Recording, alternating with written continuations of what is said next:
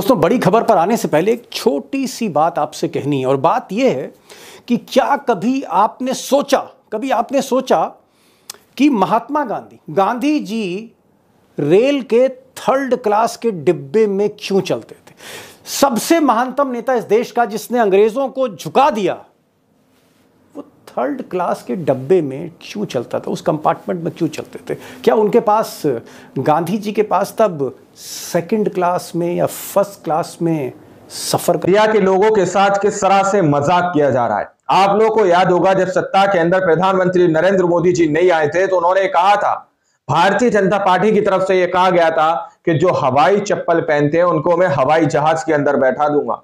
लेकिन देखिए किस तरह से जनता की सेवा के नाम पर खुद मेवा खाया जा रहा है और किस तरह से एक बार फिर देश के अंदर महंगाई का कोहराम दोस्तों बरतता हुआ नजर आ रहा है। मोदी जी ने फिर से एक और बड़ा तोहफा जनता को दे दिया। एक और बड़ा तोहफा जो जनता को दिया गया दोस्तों, उसके बाद से जनता, मुझे नहीं लगता कि अब कभी भी उभर पाएगी। देश के अंदर के हालात किस तरह के, गोद मीडिया ने ये खबरें आप लोगों से छुपाई हुई है। हमारे साथ वरिष्ठ पत्रकार मौजूद है दीपक शर्मा, आप उनकी इस रिपोर्ट को देखिए।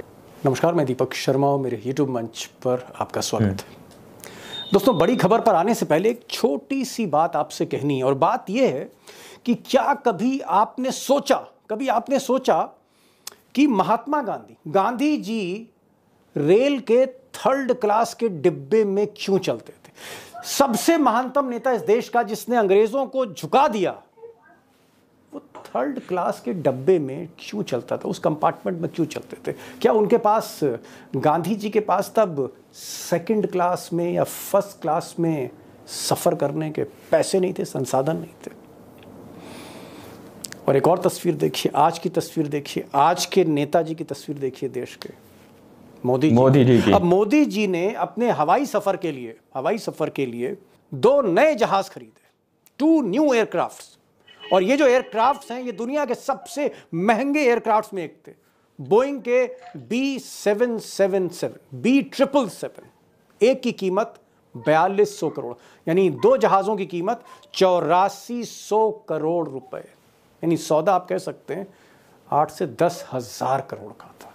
सवाल यह है कि मार्केट में और भी किफ़ायती जहाज VIP ट्रैवल के लिए मौजूद हैं, उपलब्ध हैं, लेकिन मोदी जी ने सबसे महंगे जहाज खरीदना पसंद किए, आपके और हमारे पैसे से। दरअसल गांधी जी की सादगी हो या मोदी जी की शान और शौकत, इसके पीछे एक मानसिकता, एक सोच है। और इसी सोच के चलते आज की जो खबर है वो ये है कि इसी सोच के चलते मोदी जी ने, या मोदी सरकार ने, या मोदी जी के पार्लियामेंट्री अफेयर्स मिनिस्ट्री ने, संसदीय मंत्रालय ने, सरकार के सांसदों के, चाहे वो राज्यसभा के हों, लोकसभा के हों, उनकी तनख्वाह, उनके भत्ते 24% बढ़ा दिए।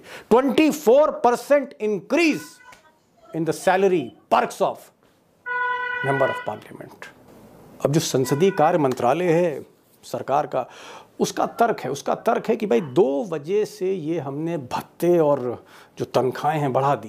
वो कारण क्या है? एक तो देश में महंगाई बढ़ी है।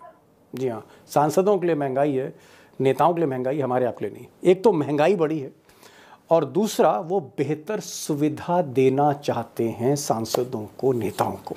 अब जो सबसे बड़ा सवाल है वो ये है कि जिस वक्त देश मंदी के चपेट में आ रहा है, जिस वक्त देश में इन्फ्लेशन यानी महंगाई बढ़ रही है, 10 साल में 2014 से 24 के बीच में लगभग हर ग्रोसरी आइटम बढ़ा है, 4 गुना ज़्यादा, 3 गुना ज़्यादा बढ़ा है। चाहे वो दूध हो, दाल हो, आटा हो, यहाँ तक कि सब्जियाँ हो, तेल हो खाने वाला। और जिस दौर में पिछले 5 सालों में इस देश में 3.5 करोड़ लोगों के हाथ से रोजगार चला गया, नौकरी चली गई 3.5 करोड़ लोगों की पिछले 5 वर्ष। 3.5 करोड़ लोगों के हाथ से रोजगार चला गया, बंद हो रहे हैं। और 80 करोड़ से ज्यादा लगभग 60% हमारी जनता देश की फ्री राशन पर जी रहे हैं। उनके पास कोई रोजगार नहीं है, उनके पास अगर ना मिले तो जी नहीं पाए। ऐसी स्थिति में क्या मोदी सरकार को, इस सरकार को क्या सांसदों की सैलरी 24% बढ़ानी चाहिए थी? क्या भत्ते बढ़ाने चाहिए थे? क्या at the cost of people, हमारे और आपकी कीमत पर कि ऐश कराना चाहिए था सांसदों को ऐसे दौर में। अब जो महंगाई बढ़ रही है, हालात ख़राब हो रहे हैं, या रुपए की कीमत ऊपर नीचे जा रही है, हमारा और आपका बजट ख़राब हो रहा है, उस पर तो मैं आऊँगा ही, उस पर तो मैं खुलासा करूँगा ही। लेकिन मेरा एक बुनियादी सवाल है कि जो सांसद करोड़ों रुपए चुनाव में खर्च करते हो, उनकी सैलरी बढ़ाने की आपको ज़रूरत क्या थी?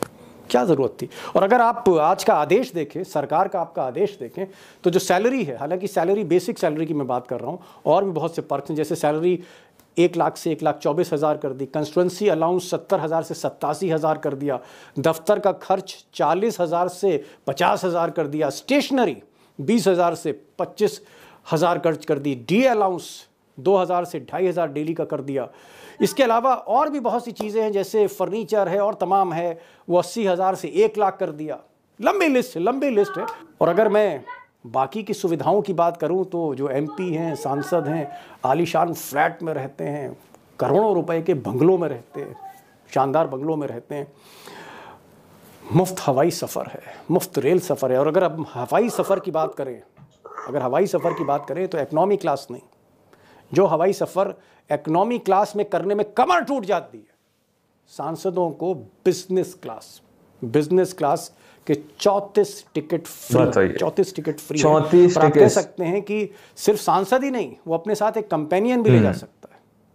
बिजनेस क्लास, आप सोच लीजिए, बाहर के देशों में सांसद अपने पैसे से चलते हैं, कई ऐसे देश हैं। बिजनेस क्लास छोड़ दीजिए। और एक चीज़ और कि ये जो बिजनेस क्लास, इसका मैं मतलब समझाना चाहता हूँ कि मिसाल के तौर पर मान लीजिए मैं एक सांसद हूँ और मेरी कंस्टिट्यूंसी मुंबई है, तो मैं दिल्ली से मुंबई 2 आदमियों के साथ, वो चाहे मेरी पत्नी हो, चाहे वो मेरा कोई एड हो, हेल्पर हो, 2 लोगों को बिजनेस क्लास टिकट मिलेंगी साल में 34 बार, 34 टाइम्स। यानी जो 9,000 रुपये का इकोनॉमी क्लास का टिकट है, मेरे लिए वो टिकट 28,000 30,000 का बिजनेस क्लास का टिकट होता है दोस्तों। मैं उस पर सफ़र करूंगा और एक साथ में अपना चंगू मंगू भी ले जा सकूंगा। अगर आप खर्चा देखिए, साल भर का मेरा खर्चा देखिए, मान लीजिए मैं सांसद हूँ, दिल्ली मुंबई 2 आदमियों के साथ, ये खर्चा तकरीबन 20 लाख रुपए आता है साल का। 20 लाख रुपए, एग्जैक्टली 19 लाख के आसपास, सिर्फ हवाई जहाज। दोस्तों, ये राजशाही नहीं है, ये हमारी आपकी चुनी हुई सरकार है, राजशाही नहीं है। और इसीलिए मैं सवाल जो मेरा है वो बड़ा बुनियादी है कि क्या सरकार को ऐसे दौर में खर्चों को कम करना चाहिए, जो गांधी जी करते थे, खर्चों को कम करना, एक्सपेंसेस को कम करना, या खर्चों को बढ़ा देना चाहिए एक ऐसे वक्त पे जब देश में सबसे ज़्यादा कर्जा है, देश के ऊपर, हमारे आपके ऊपर सबसे ज़्यादा कर्ज है, करीबन 170 लाख करोड़ रुपया, 170 लाख करोड़ का डेट है, नेशनल डेट, देश पर कर्जा है। ऐसे वक्त पे क्या इस तरह के खर्चे बढ़ाने चाहिए?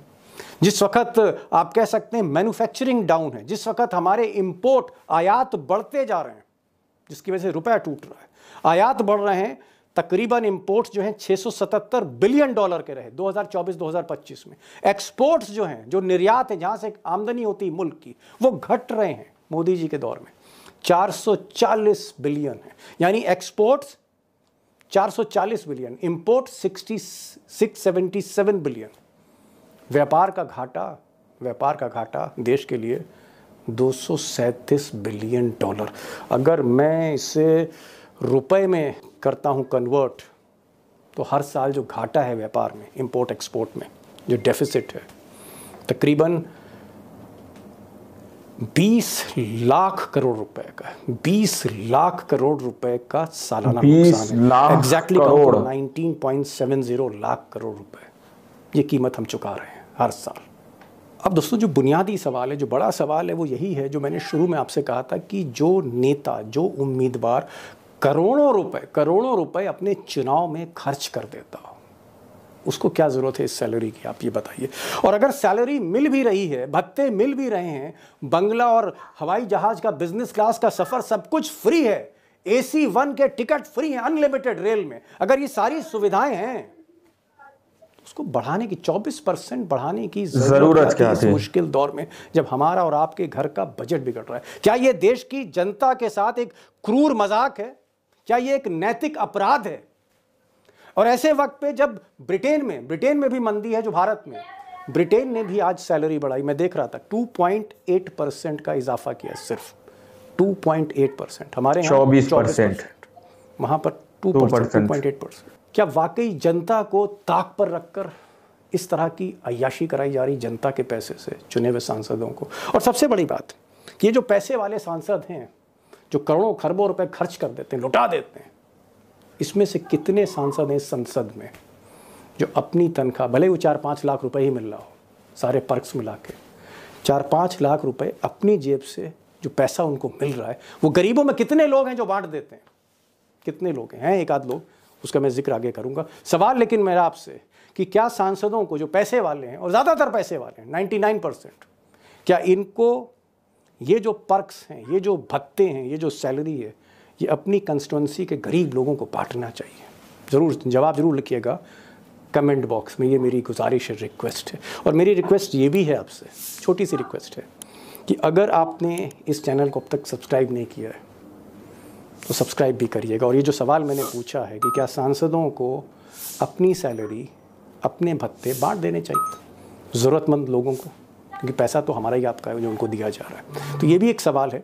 और सबसे बड़ी चीज़ कि आज इस पूरे मामले में मैंने एक ऐसे शख्स को बुलाया जो इसी पर रिसर्च कर रहे हैं, महंगाई पर, बेरोज़गारी पर, सारे आंकड़े उनके पास हैं, बाज़ार को समझते हैं, इंपोर्ट एक्सपोर्ट समझते हैं, सियासत समझते हैं। मैं उनका भी व्यू लेना चाहता हूँ और आप उनको भी सुने, एक एक्सपर्ट को भी सुने। प्रोफेसर अखिल स्वामी, प्रोफेसर साहब बरसों बरस से यूनिवर्सिटीज़ में अर्थशास्त्र पढ़ा रहे हैं, राजनीति भी जानते हैं, अर्थ भी जानते हैं। एक बार उनको भी सुनिए, आप खुद तय करिए कि क्या ये जिस तरह से सैलरी बढ़ाई गई आज के दौर में, ये हमारे दोस्तों आप लोगों ने इस वीडियो को शुरू से आखिर तक देखा। वीडियो के स्टार्टिंग में ही मैंने कहा था कि चुनाव से पहले कहा गया था कि भाई हम हवाई चप्पल पहनने वालों को हवाई जहाज के अंदर बैठा लेंगे, लेकिन यहाँ पर प्रधानमंत्री नरेंद्र मोदी जी ने अपने ही लिए 2 हवाई जहाज खरीदे। दोस्तों सबसे महंगे हवाई जहाज बताए जा रहे हैं और 24% तक भत्ता जो है सांसदों का बढ़ा दिया गया है। देश के अंदर 5 किलो राशन दिया जा रहा है, 5 किलो राशन देश के अंदर दिया जा रहा है। उस राशन को बढ़ाने की इनके अंदर ताकत नहीं है, लेकिन सांसदों को बेहतर फैसिलिटीज मिल रही है, उनको हर तरीके की सुविधा मिल रही है। बावजूद इसके फिर भी उन लोगों का भत्ता यहां पर सीधे तौर पर बढ़ा दिया गया। दोस्तों अब आप लोगों ने इस पूरी रिपोर्ट को देखा, सुना, अब आप लोग जरा सोचकर बताइएगा, जैसा कि दीपक शर्मा जी कह रहे हैं, क्या ये जनता के साथ मजाक नहीं है? क्या ये देश के गरीबों के साथ मजाक नहीं है कि अमीर को और ज्यादा अमीर और गरीब को और ज्यादा गरीब किया जा रहा है, गरीब को और ज्यादा दलदल में, गरीबी के दलदल में जो है दोस्तों ढकेला जा रहा है? आप लोग इस रिपोर्ट के बारे में क्या सोचते हैं, क्या समझते हैं? अपनी राय कमेंट सेक्शन में जरूर दीजिएगा। मिलते हैं अगली वीडियो में, जब तक के लिए जय हिंद, जय भारत।